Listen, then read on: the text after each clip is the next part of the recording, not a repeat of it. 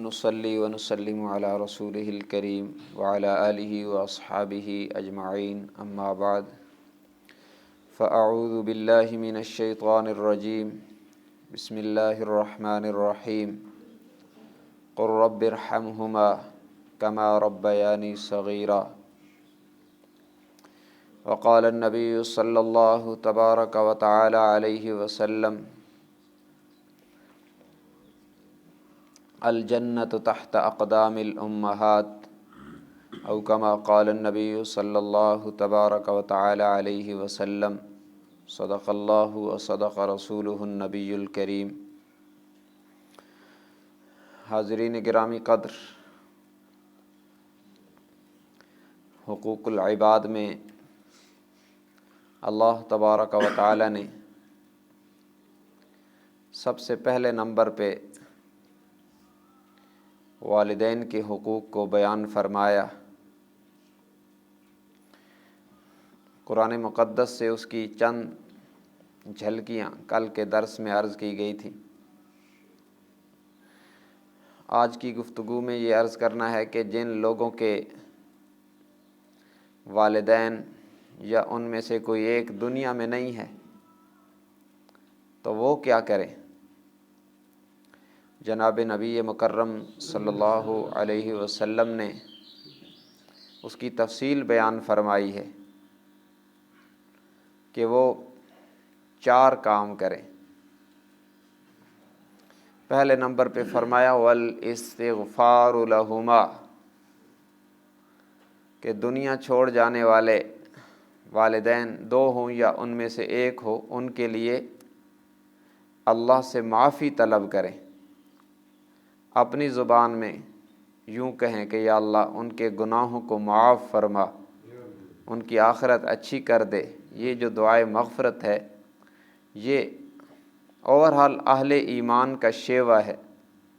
والذین جاءوا من بعدهم یقولون ربنا اغفر لنا ولإخواننا الذین سبقونا بالایمان ولا تجعل فی قلوبنا غلا للذین آمنوا ربنا انک رؤوف الرحیم۔ یہ سورۃ الحشر کا پہلا رکوع 28واں پارہ ہے۔ اس میں اللہ تبارک و تعالیٰ نے اہل ایمان کی عادت عام کا بیان کیا کہ وہ اپنے سے پہلے دنیا چھوڑ جانے والوں کے لیے مغفرت کی دعا کرتے ہیں کہ یا اللہ ہمارے بھائی جو ہم سے پہلے دنیا سے چلے گئے ان کی بخشش فرما دے، ان کی مغفرت فرما۔ اور پھر والدین تو بطور خاص انسان کے محسن ہوتے ہیں اور اللہ کے بعد انسان کے دنیا میں آنے کا سب سے بڑا اور اہم ترین ذریعہ بنتے ہیں اور اس کے پروان چڑھنے کا ذریعہ بنتے ہیں۔ اس لیے یہ حق ان کے لیے تو بہت زیادہ اہم ہے۔ تو پہلا حق ہے والاستغفار لہما، کہ ان کے لیے استغفار کریں، اور دوسرا والدعاء لہما، ان کے لیے دعائیں کرتے رہیں۔ استغفار تو یہ ہے کہ یا اللہ ان کے گناہوں کو معاف فرما، اور دعا اس میں تفصیل ہے کہ یا اللہ ان کی قبر کو جنت کا باغ بنا دے، ان کی ساری آخرت کی منازل آسان فرما دے، پل صراط سے ان کے لیے آسانی کرنا، آخرت کے سارے مراحل میں ان کے لیے آسانی کرنا، ان کی نیکیوں کا پلڑا بھاری کر دے۔ یہ مختلف جو دعائیں ہیں یہ ساری اس کی تفصیل میں آتی ہے، اور اس کا اللہ تبارک و تعالیٰ نے حکم دیا قل رب ارحمہما کما ربیانی صغیرا، کہ کہہ دیجیے، حکم دیا، کہو تم رب ارحمہما۔ جب دعا کرنی ہے تو یہ قل رب ارحمہما نہیں کہنا، یوں کہنا ہے رب ارحمہما کما ربیانی صغیرا، اے میرے رب میرے والدین پر رحم فرما۔ اور یاد رکھنا والدین زندہ ہوں یا دنیا سے چلے گئے ہوں، ہر حال میں اولاد کو یہ لفظ ان کے حق میں کہنے چاہیے، کیونکہ زندہ کو تو بھی رحمت کی ضرورت ہے، یہ تو نہیں کہ صرف مر جانے والوں کو اللہ کی رحمت کی ضرورت ہے۔ تو ہر حال میں والدین کے لیے اولاد کو یہ لفظ کہنے چاہیے رب ارحمہما کما ربیانی صغیرا، اے میرے رب میرے والدین پر، میرے ماں باپ پر رحم فرما، جیسا کہ بچپن میں انہوں نے مجھے پالا اور مجھ پر شفقت اور رحمت کی، اسی طرح آج تو بھی ان پر رحم فرما۔ اور یہ وہ دعا ہے جو اللہ نے خود فرمائی کہ تم یوں کہو، تو اس کی قبولیت میں تو شبہ ہی نہیں ہوتا۔ جب رب کہتا ہے مجھ سے اپنے والدین کے لیے یوں کہو، تو اس کا مطلب ہے کہ رب دینا چاہتا ہے، اولاد کے لب کھلیں، اور اللہ تعالیٰ ان کے والدین کو نوازنا چاہتا ہے ان کی دعاؤں کی برکت سے۔ تو یہ دعا تو ہمیں ہر فرض نماز کے بعد قبولیت کا موقع ہوتا ہے، کر لینی چاہیے۔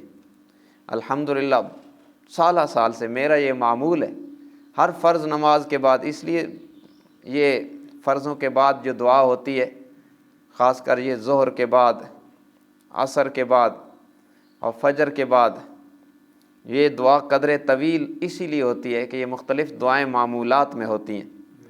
تو یہ دعا بھی اس میں ہے، رب ارحمہما کما ربیانی صغیرا۔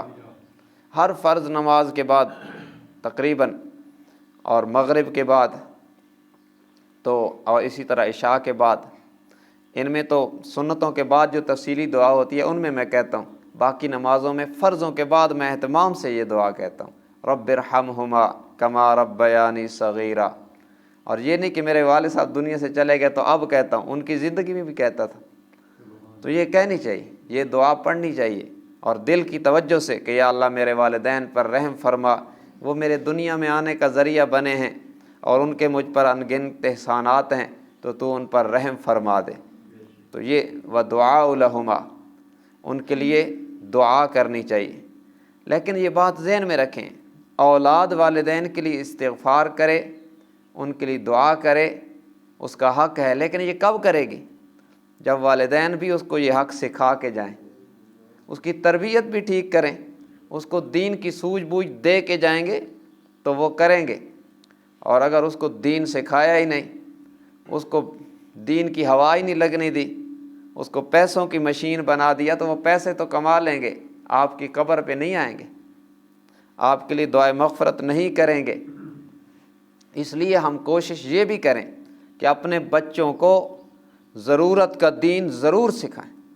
دین مقصد ہے ہمارا، جو دیگر فنون ہیں، تعلیم جس کو ہم کہتے ہیں مجازن، یہ ضرورت ہے، اور دین مقصد ہے۔ مقصد اس کا مطلب ہے کہ اس کے بغیر چارہ نہیں ہے۔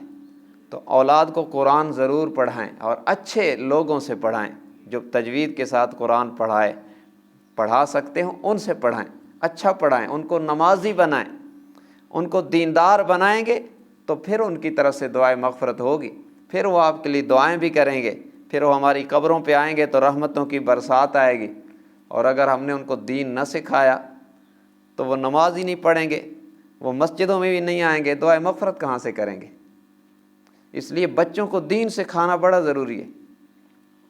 حضرت عمر رضی اللہ تعالیٰ عنہ کے دور میں ایک شخص آیا حضرت عمر کی عدالت میں مقدمہ لے کر، اور مقدمہ یہ تھا کہ امیر المومنین میرے بیٹے نے مجھے اور میری بیوی کو مارا ہے۔ بڑا خطرناک مقدمہ تھا۔ حضرت عمر نے اس بیٹے کو بلا لیا کہ بھائی تم نے کیوں مارا ہے ماں باپ کو؟ اس نے کہا امیر المومنین میں نے غلطی کی، لیکن آپ یہ فرمائیں کہ ان کا بھی کوئی حق تھا کہ نہیں مجھ پر؟ فرمایا ان کا حق تھا کہ جب بچہ پیدا ہو پہلا حق ہے اس کا نام اچھا رکھیں، پھر یہ ہے کہ اس کی تعلیم و تربیت کا انتظام کریں، اس کی پرورش کریں، اس کی تعلیم و تربیت کا انتظام کریں۔ اس نے کہا جی میں جب پیدا ہوا سب سے پہلے انہوں نے میرا نام برا رکھا۔ آج کل ہم نام رکھتے ہیں نا ایکٹروں کو دیکھ کر، نام رکھنے چاہیے انبیاء والے، صحابہ والے، نیک لوگوں والے، اس کا بھی کردار پہ کہیں نہ کہیں جا کے اثر ہوتا ہے۔ اور ہم نام رکھتے ہیں ایکٹروں والے اور فاسق فاجر لوگوں والے، اور پھر شکوے کرتے ہیں کہ اولاد نافرمان ہے۔ تو سب سے پہلے حضرت عمر سے اس نے کہا کہ انہوں نے میرا نام برا رکھا، انہوں نے نام رکھا تھا تنبل، اور تنبل کا معنی ہے گندگی پر بیٹھنے والا کیڑا۔ تو اس نے کہا جی سب سے پہلے تو انہوں نے میرا نام برا رکھا، پھر انہوں نے میری تعلیم تربیت تو کچھ کی ہی نہیں، جب بس میں چلنے پھرنے کے قابل ہو گیا تو انہوں نے مجھے اونٹ چرانے پر لگا دیا، اور مجھے والد صاحب نے ایک ڈنڈا دیا کہ بھئی یہ ڈنڈا لے جاؤ، اور جب دو اونٹ آپس میں لڑ پڑیں تو ایک کو مارنا ہے، دوسرے کو مارنا ہے، وہ چھوڑ دیں گے۔ تو میں نے یہی سیکھا تھا۔ آج میں جب آیا تھا امی ابو گھر میں لڑ رہے تھے تو میں نے ایک ڈنڈا ان کو مار دیا کہ ان کو مار دیا، انہوں نے مجھے سکھایا ہی یہی تھا۔ تو حضرت عمر رضی اللہ تعالیٰ نے فرمایا کہ قصور اس کا نہیں تمہارا ہے، تم نے اس کی تربیت ہی یہی کی تو پھر یہی کرے گا۔ تو اس لیے یہ جو چیزیں ہیں کہ ہم چاہتے ہیں ہماری اولادیں ہمارے مرنے کے بعد ہمارے لیے صدقہ جاریہ ہوں، تو ان کی تربیت بھی ٹھیک کریں، ان کو دین بھی سکھا کے جائیں، تو پھر یہ بہار ہوگی۔ اور اگر ہم نے ان کو دین سے دور رکھا تو پھر تو ہماری قبریں ویران ہوگی، پھر تو وہ آئیں گی ہی نہیں، ان کو شعور ہی نہیں ہوگا، ان کو پتہ ہی نہیں ہوگا کہ یہ بھی کوئی حق ہے، یہ بھی کوئی ہماری ذمہ داری ہے، پھر وہ یہ نہیں کریں گے، پھر تو بس وہ آپ کے بعد دنیا دنیا دنیا۔ ایک عجیب بات ہے، علامہ یافسی رحمۃ اللہ علیہ نے روض الریاحین فی حکایات الصالحین ایک عربی کی کتاب ہے، اس میں ایک واقعہ لکھا ہے، اور یہ ان باتوں کی تائید میں ہے جو قرآن و سنت میں ہے۔ اس نے لکھا کہ ایک اللہ والے نے خواب دیکھا۔ دیکھیں، خواب کوئی دلیل شرعی نہیں ہوتا، لیکن خواب جب شریعت کی تائید میں آتا ہے تو وہ اطمینان کا ذریعہ بنتا ہے۔ وہ فرماتے ہیں کہ اللہ والے نے خواب دیکھا، اس نے دیکھا کہ خواب میں وہ قبرستان میں گیا ہے، اس نے دیکھا کہ ایک شخص آیا ہے، اس نے بہت بڑا تھیلا اٹھایا ہوا ہے، ان میں سے چھوٹی چھوٹی تھیلیاں نکالتا ہے، اور ایک ایک روح آتی ہے اور اپنے اپنے حصے کی تھیلی لے کے جا رہی ہے۔ اور دیکھا کہ ایک بندہ بیٹھا ہے، بڑا پریشان حال ہے، میلے کچیلے کپڑے، وہ اس کے حصے کی کوئی تھیلی نہیں، وہ بڑا پریشان اور حسرت کی نگاہوں سے ان کو لیتا دیکھ رہا ہے۔ تو اس نے پوچھا کہ یہ کیا ہو رہا ہے؟ تو اس دینے والے نے کہا کہ یہ اس قبرستان میں دفن مردے ہیں، ان کے لیے جو ایصال ثواب ہوتا ہے نا، وہ ان کو دینے آیا ہوں۔ ہر کوئی اپنے اپنے حصے کا، کسی کے لیے کوئی بیٹے نے پڑھا، کسی کے لیے بیٹی نے پڑھا، کسی کے لیے کسی رشتہ دار نے پڑھا، یہ جو ایصال ثواب ہے یہ تقسیم ہو رہا ہے، یہ لے کے جا رہے ہیں۔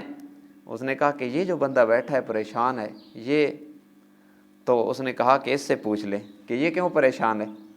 وہ خواب میں اس سے پوچھا کہ تو کیوں پریشان ہے، یہ تو اپنے اپنے حصے کا لے کے جا رہے ہیں۔ اس نے کہا مجھے مرے ہوئے 9 سال ہو گئے ہیں، اور ایک دن بھی میرے لیے پچھلوں کی طرف سے کوئی ہدیہ نہیں آیا، کوئی ہدیہ نہیں آیا، کسی نے ایصال ثواب نہیں کیا، کسی نے تلاوت نہیں کی، کسی نے صدقہ نہیں کیا، کسی نے کوئی نفل نہیں پڑھے، تو اس لیے میں ان کو حسرت کی نگاہوں سے دیکھ رہا ہوں۔ تو یہ تب ہوتا ہے جب یہ ہم تربیت نہیں کرتے، ان کو قرآن نہیں پڑھاتے، ان کو یہ چیزیں بتلاتے نہیں اور عمل سے دکھاتے نہیں۔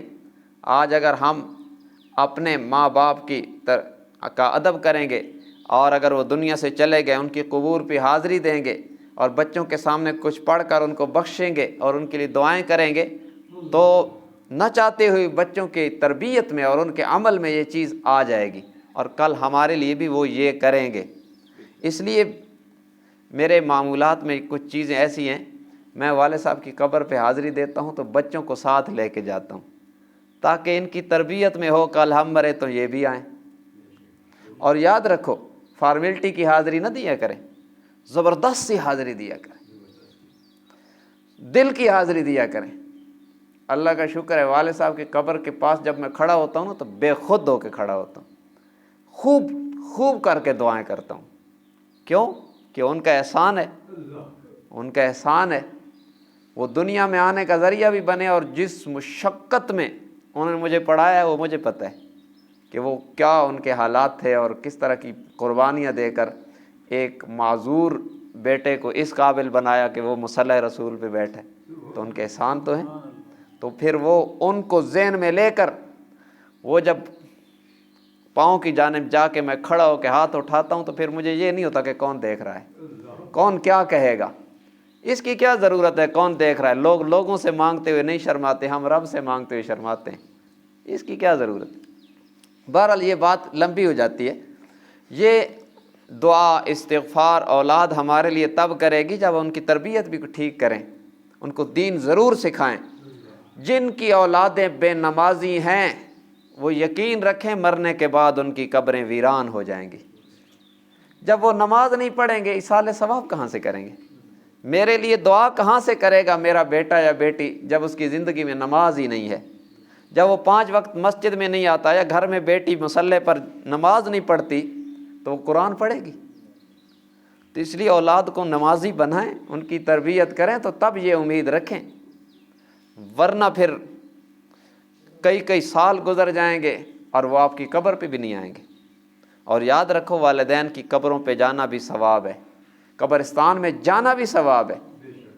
آپ نے فرمایا نہیتکم عن زیارت القبور فزوروها فإنہن مذکرات الآخرہ، میں نے تمہیں قبروں کی زیارت سے روکا تھا۔ ابتدائی اسلام میں پابندی لگی تھی کیونکہ لوگ نئے نئے اسلام میں آئے تھے اور شرک سے نکلے تھے تو خطرات تھے، پھر اجازت مل گئی۔ فرمایا میں نے تمہیں قبروں کی زیارت سے روکا تھا، فزوروها، اب ان کی زیارت کیا کرو، فإنہن مذکرات الآخرہ، اس لیے کہ قبریں آخرت کی یاد دلاتی ہیں۔ تو قبرستانوں میں جب بندہ حاضری دیتا ہے تو پتہ چلتا ہے کہ یہ دار خاموشاں، یہ بھی تو ہمارے ساتھ ہی چلتے پھرتے بولتے تھے، کہاں گئے آج؟ تو اس لیے وہاں پہ حاضری دیا کریں۔ اپنے والدین کی قبور پر تو اہتمام کے ساتھ جایا کریں، جمعے تو جایا ہی کریں۔ یہ تو نہیں کہ سال سال گزر جائیں، اور اب تو یہ ہے کہ اب تو اولاد قبریں بھول ہی جاتی ہے، ان کو قبرستان میں پتہ ہی نہیں چلتا۔ ہمارے ساتھ یہ واقع، ایک بہت بڑے شخص کی قبر پہ ہم نے حاضری دینی تھی، ہم ایک جگہ گئے تو ہماری خواہش ہوئی کہ ہم ان کی قبر پہ جا کے فاتحہ پڑھیں۔ کچھ قبور ایسی ہوتی ہیں کہ جن پہ جا کے فاتحہ پڑھنا بھی سعادت ہوتا ہے، تو اتفاق سے ان کا بیٹا بھی ساتھ تھا۔ یقین جانو ہم حیران رہ گئے کہ اس قبرستان میں جا کر اس کے بیٹے کو بھی ان کی قبر نہیں ملی، یہیں کہیں تھی، اس نے کہا یہیں کہیں تھی۔ ہم نے کہا یہ ہے جب اولاد دین سے دور ہوتی ہے تو وہ باپ کی قبر ہی بھول جاتی ہے، اس کو پتہ ہی نہیں لگتا کہ وہ کہاں تھی۔ تو پہلا حق کیا ہے؟ استغفار لہما، ان کے لیے استغفار کریں، اور دوسرا ودعاء لہما، ان کے لیے تفصیل سے دعائیں کیا کریں، رب ارحمہما کما ربیانی صغیرہ۔ اور تیسرا والدین کے جو رشتہ دار ہیں، ماں کی رشتہ دار خالہ ہے، اور باپ کے رشتہ دار، باپ کے چچا ہیں آپ کے یا پھوپھیاں ہیں، اس طرح کے جو قریبی رشتہ دار ہیں ان کی قدر کیا کریں، یہ بھی حق ہے۔ اور اسی طرح چوتھا حق یہ ہے کہ ان کے جو ماں کی سہیلیاں یا باپ کے دوست ہیں تو شریعت کے دائرے میں رہ کر ان کی بھی قدردانی کی جائے، ماں باپ کے دنیا سے جانے کے بعد بھی، یہ بھی ان کے حقوق میں داخل ہے۔ بہرحال یہ وہ چیزیں ہیں جن کو اپنانے کی ضرورت ہے۔ اس وقت ہم مجموعی طور پر یہ چیزیں چھوڑ چکے ہیں اور بس دنیا دنیا دنیا کر کے ہم اس میں لگے ہوئے ہیں، ایسے لگے ہوئے ہیں موت سے غافل ہیں جیسے مرنا ہی کوئی نہیں۔ تو اس لیے میرے بھائیوں، اس میں سب سے پہلا کام یہ کریں کہ ہم اپنے والدین کے لیے دعاؤں کا اہتمام کیا کریں، وہ زندہ ہیں یا دنیا سے چلے گئے۔ زندہ لوگوں کو بھی تو دعاؤں کی ضرورت ہے، ہم سمجھتے ہیں والدین کے لیے دعائیں تب کرنی ہے جب وہ مر جائیں گے، جب وہ زندہ ہیں تب بھی ان کو دعائیں دو، اور جب دنیا سے چلے جائیں تو پھر تو وہ زیادہ حقدار بن جاتے ہیں اور زیادہ محتاج بن جاتے ہیں۔ حدیث میں آتا ہے ایصال ثواب کی اتنی اہمیت ہے، حدیث میں آتا ہے مرنے والوں کو، قبروں میں جانے والوں کو ایصال ثواب کا اتنا آسرا ہوتا ہے جیسے ڈوبتا ہوا بندہ تنکے کو بھی ہاتھ ڈال دیتا ہے کہ شاید اس کی وجہ سے بچ جاؤں۔ تو وہاں دنیا سے جو چلے جاتے ہیں ان کو ذرہ سی کوئی چیز بھی اگر ایصال ثواب میں جاتی ہے تو ان کو بڑی تسلی مل جاتی ہے۔ لیکن ایک بات یاد رکھیں، ایصال ثواب میں شریعت کا مزاج کیا ہے، شریعت کی تعلیم کیا ہے؟ شریعت کا مزاج یہ ہے کہ ایصال ثواب ماں باپ کے لیے، عزیز و اقارب کے لیے، دنیا چھوڑ جانے والوں کے لیے ایصال ثواب سالانہ اور ماہانہ بنیادوں پر نہیں، روزانہ کی بنیادوں پر ہونا چاہیے۔ سالانہ اور ماہانہ کی بنیادوں پر نہیں، روزانہ کی بنیادوں پر ہونا چاہیے۔ اور یہ اگر آپ اولاد کو نمازی بنا جائیں گے، وہ نیت نہیں بھی کریں گے تو ایصال ثواب ہوگا، اس لیے کہ وہ ہر نماز میں پڑھیں گے نا، رب اجعلنی مقیم الصلاۃ ومن ذریتی ربنا وتقبل دعاء، اور ربنا اغفر لی ولوالدی وللمؤمنین یوم یقوم الحساب۔ وہ ہر نماز میں ربنا اغفر لی ولوالدی کہیں گے تو والدین کی قبروں پر رحمتوں کی برسات آئے گی۔ لیکن ان کو نمازی بنانا ہمارا فرض ہے، ان کی تربیت ٹھیک کریں، ان کے ساتھ یہ شرعی انصاف کریں کہ ان کو دین سکھا کے جائیں۔ جو والدین اپنی اولادوں کو دین سے دور رکھ کے چلے جاتے ہیں وہ دنیا میں بھی ان کے ساتھ بھی ظلم کرتے ہیں، اپنے ساتھ بھی ظلم کرتے ہیں کہ وہ اپنی قبریں ویران کر کے دنیا سے چلے جاتے ہیں۔ اللہ تبارک و تعالی ہم سب کو اپنے بچوں بچیوں کی صحیح معنوں میں تربیت کرنے کی توفیق عنایت فرمائے۔ وآخر دعوانا ان الحمد للہ رب العالمین۔